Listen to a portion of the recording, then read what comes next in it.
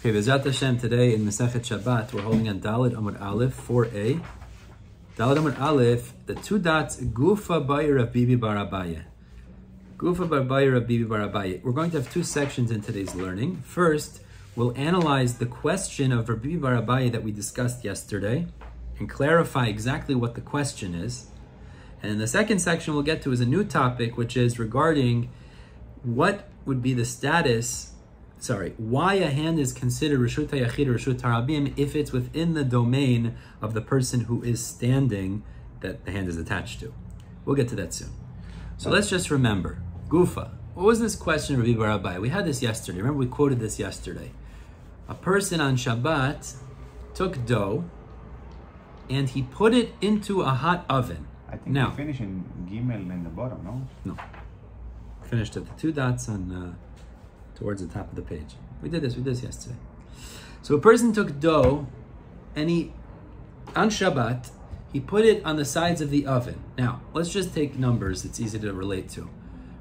15 minutes, it's going to bake. It's probably less, I'm not sure, but let's say it takes 15 minutes to accomplish afiyah, to accomplish baking. So that means if he leaves it there for the next 15 minutes, it's melacha d'oraita. It's an av melacha of afiyah.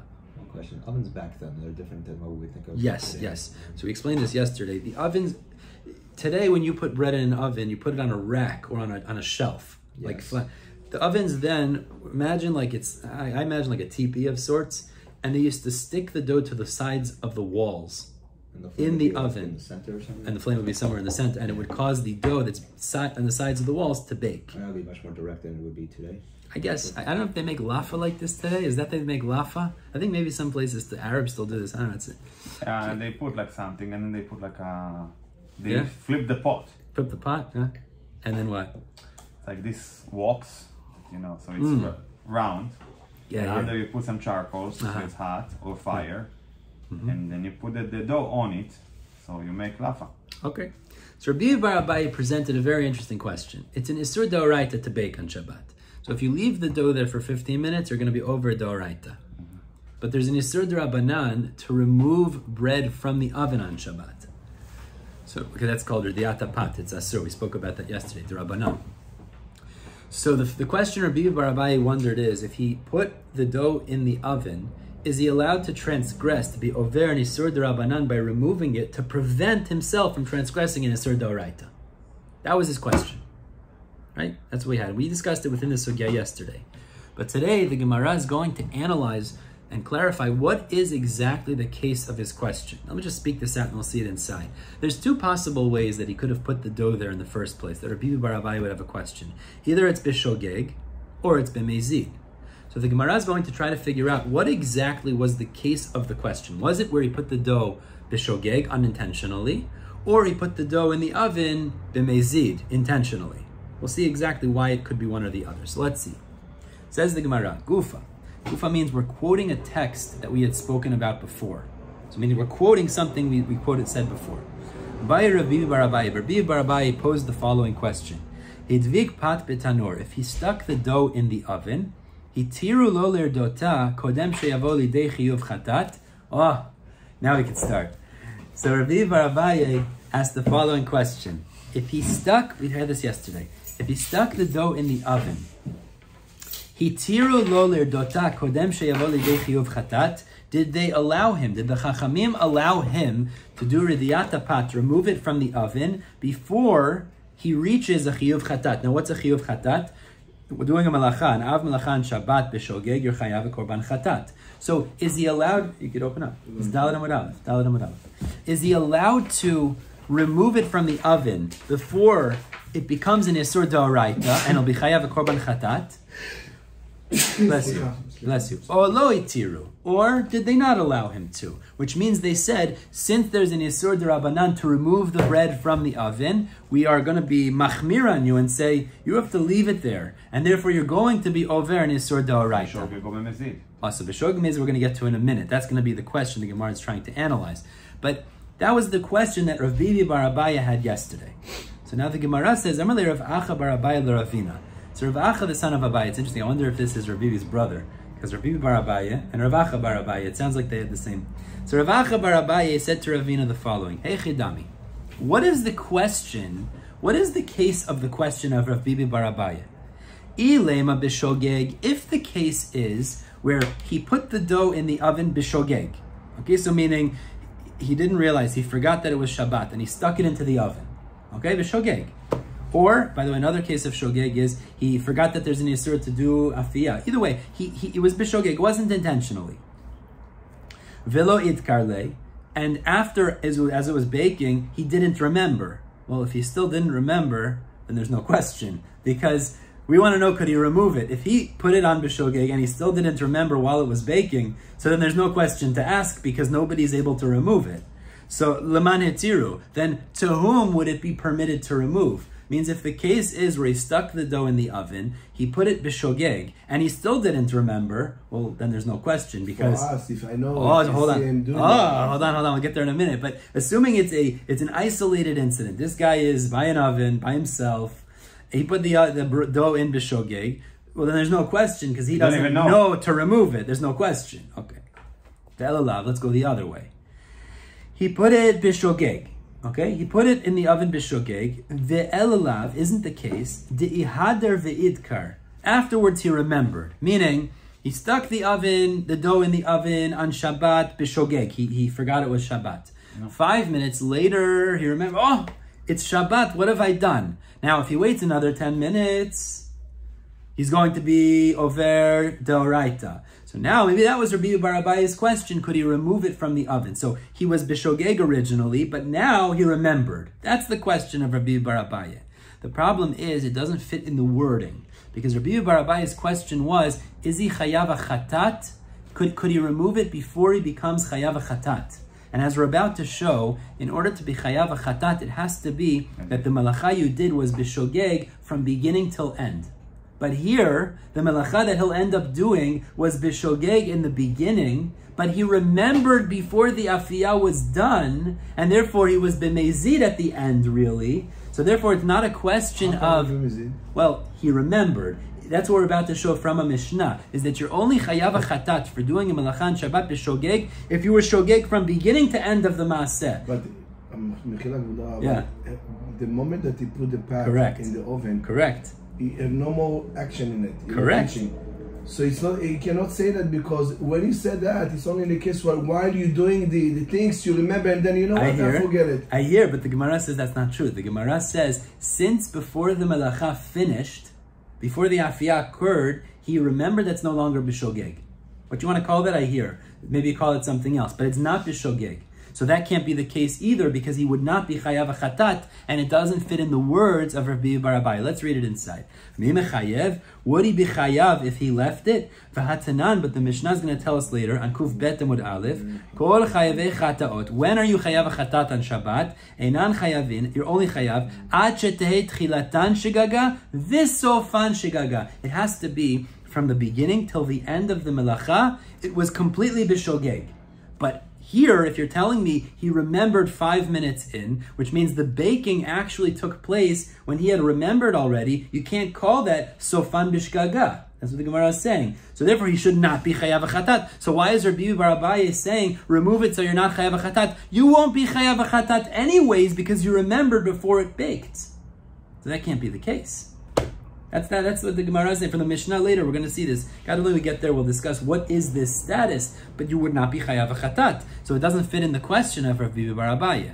So what we've just done is we've shown it can't be, it's a case of shogeg, because either you're not going to be aware to remove it, or if you are aware, you're not chayav chatat. It doesn't fit in the words. Because you're already not shogeg. Exactly. So it can't be b'shogeg. So what's the question? Okay, ela b'mezid. Maybe the question of Rabbi bar Abaye was where he put the dough in b'mezid. We're talking about a guy, he had intention to put it in the oven on Shabbat. 5 minutes later, he has charata. He says, oh, what did I do? How could I do such a terrible thing? And now he wants to remove it. And this is the question of Rabbi bar Abaye. What's the problem with saying that? If he puts it in b'mezid, is there chatat to discuss? On Shabbat, he put it in mezid, of course. On Shabbat, Isur Melacha b'shogeg is chayav chatat. B'mezid, what is he chayav? That's an Isur skila.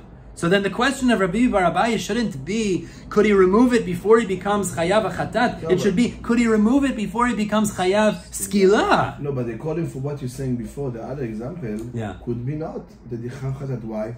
Because by your example before, he said by the machshava of charata, it changes the status. I hear. So maybe here he put it in the mezid, and while he does so, it makes tshuva. So maybe the machshava is already changing to shogeg. Okay, I hear what you're saying. That's an interesting chidush. Maybe we'll focus on that on Kuf Bet. No, maybe we'll the Gemara takes it at face value and says that's not true. Is if he started off b'mezid, you can't change you it. can't change it. The reality is now it's b'mezid. To say that he's only going to be chayav chatat, that just doesn't really work based on his original action. So maybe in this case he have the permission to take off the.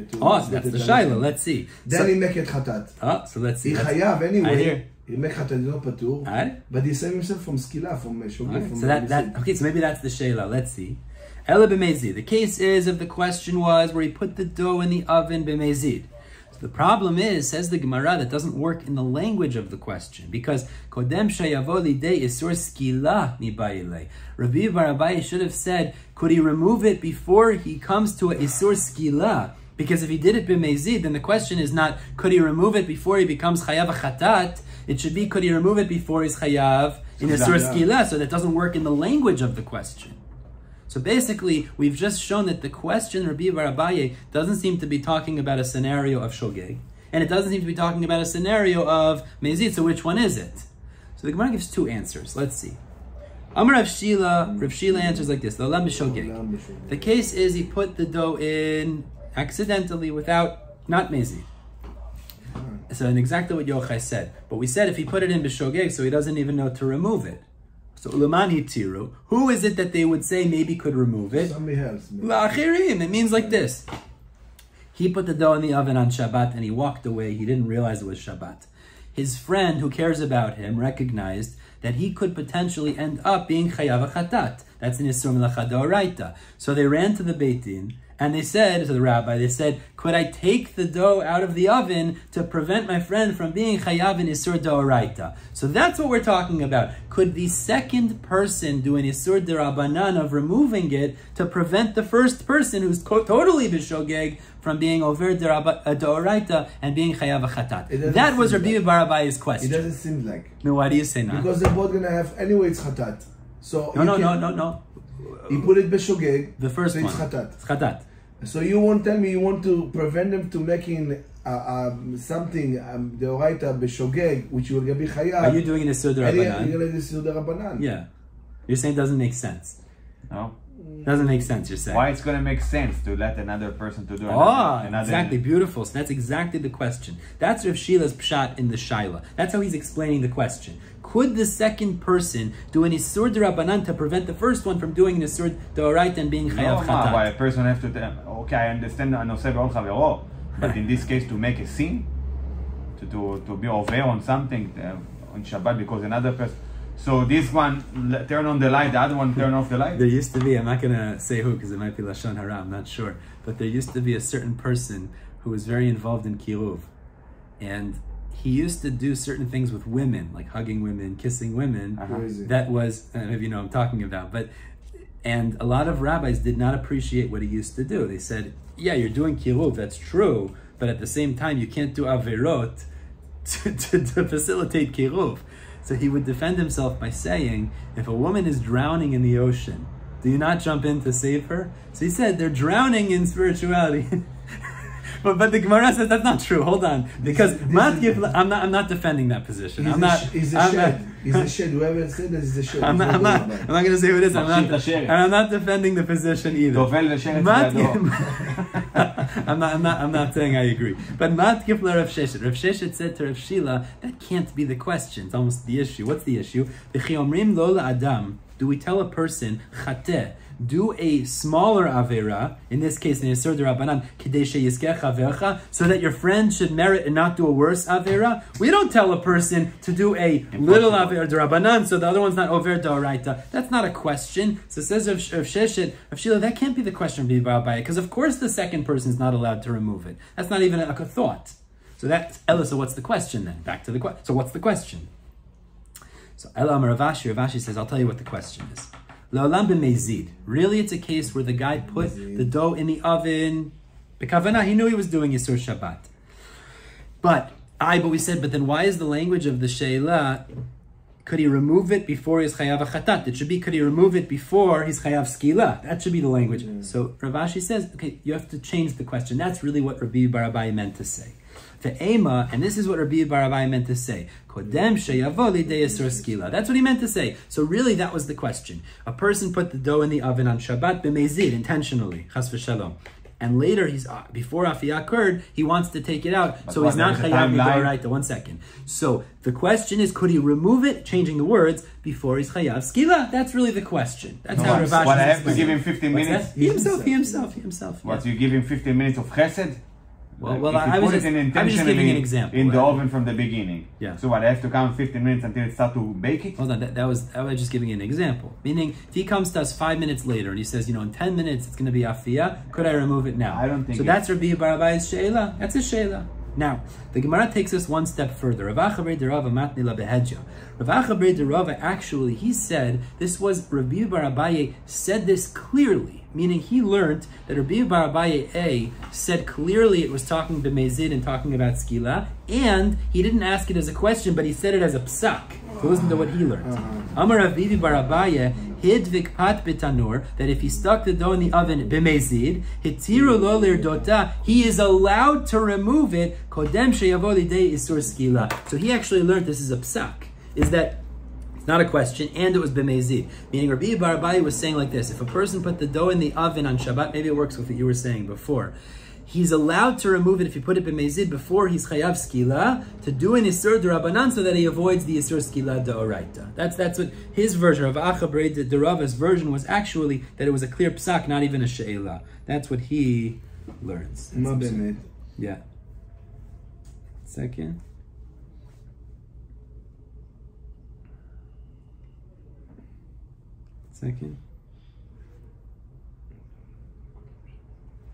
Just 1 second here. I want to add something here.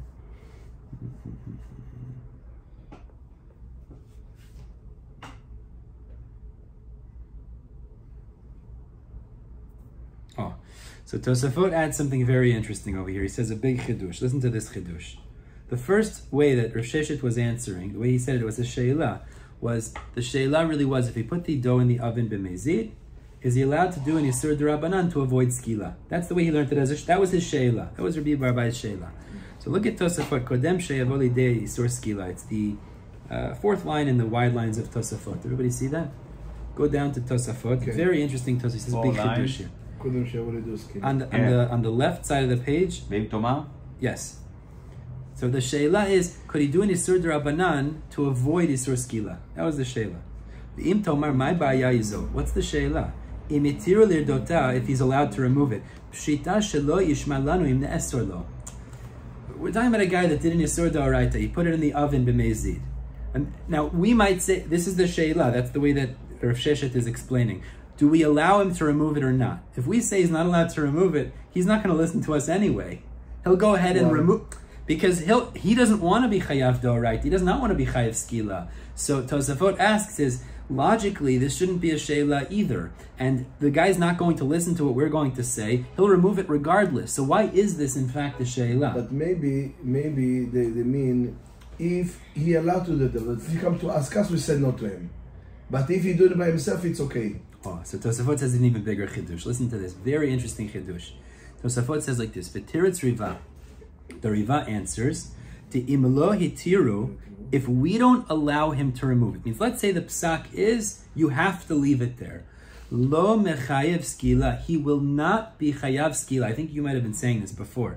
Kivan shemeniach milerdot, because the reason he's not removing it, al yedei ma she'anu oslin lo, it's because we don't allow him. So that's the sheila. The way that Tosafot, the Rivaz, explained the sheila is like this. The way that Rav Sheshet explains the question. If the reason he's not removing it after putting it in b'mezid is because the Chachamim don't allow him to remove it, if that's the psak, we don't allow him to remove it, he won't be chayav skila. He's not leaving it there because he wants to leave it there. He wants to remove it. But if we say you can't remove it and he listens to the Chachamim and doesn't remove it, That's the sheila. Maybe he's not chayav skila because he's listening to us and doing the right thing right now. Maybe, or said no. Well, he's saying on the tzad that he's not allowed to remove it. If he's not allowed to remove it, so then in not removing it, he won't be chayav skila. Now, if he's allowed to, he has to. But that would be the sheila. That's the way the Riva learns this. Now, other Rishonim learn differently. But the Riva learns, the pshat is that the sheila is, if we don't allow you to remove it after putting it in b'mezid, you're not removing it is not because you want to leave it there. You want to remove it, so you're not chayav skila. So you're not going to be chayav skila because you're listening and not removing it. You're actually not going to be chayav skila. That's the way he explains the sheila. Now that's the way, yeah. But didn't we say with the reshut and reshut that if a person right now do it in mezid, okay, so Chachamim is not metirim to allow him to bring back his hand. That's you're talking about right. The reshut le-reshut. Yeah. So what is the difference between Rediat Apat here? If he's do it in mezid, why they allow him to bring back the bread? In the last sugya we discussed the chilukim. We'll talk about it after. We discussed the chilukim. But here it's b'mezid. Yeah, we spoke about it after. We spoke about it there. We spoke about chilukim. Actually, Yochai pointed out the chiluk there is that regarding this, it's definitely going to bake. Regarding that, it was not definitely going to bake. We spoke. We spoke about chilukim. Exactly. But they didn't want to just basically establish that it's going to be strict about it, so they wouldn't allow him to. Right, exactly. It's not so simple to say that exactly. But that's how Tosafot explains a very interesting approach. So what he's saying is, and it would come out, the way he's saying it is, if there's some sort of an Isur Torah even, something that's like a real level Isur, and the Chachamim say not to do something to prevent the Isur, you won't be Chayav the Isur D'Oraita because you're listening to the Chachamim not to do the thing to prevent the Isur D'Oraita. Very interesting Chidush that Tosafot says over here. All right, let's go to the next sugya. Not to prevent. Meaning Tosafot is saying, based on this sugya, it would come out, if there's an Isur Torah, if you don't do something, and the Chachamim say you can't do that, and you listen to the Chachamim, you won't be over Isur Torah. Because you're listening to them. That's the point. Let's continue. Now, we had said in the Mishnah and the Reisha like this. This is going to get into a very interesting topic. We're going to stop in the middle of this today, Bezrat Hashem. The first 4 cases of our Mishnah were cases that you're chayav midoraita. Let's remember a few of the cases. Ani picks up a chefetz in the Reshut HaRabim. He puts his hand into Reshut HaYachid, and he puts it down into the hands of the Balabayit. So the Ani did Akira B'Reshut HaRabim, Hanacha B'Reshut HaYachid, he's chayav d'oraita. And the same thing is the other way. Ani stretches his hand inside empty, takes something from the hands of the Balabayit, that's an Akira B'Reshut HaYachid, takes it outside, Hanacha B'Reshut HaRabim is chayav d'oraita. Says the Gemara, this would imply that a person's hand, when his hand is in the same reshut as him, is considered the same as that reshut. What does it mean by that? The ani stretches his hand in with a chefetz. He definitely did an akira b'reshut harabim. That's true. But when he puts it in the hand of the balabayit the hand is considered reshut hayachid.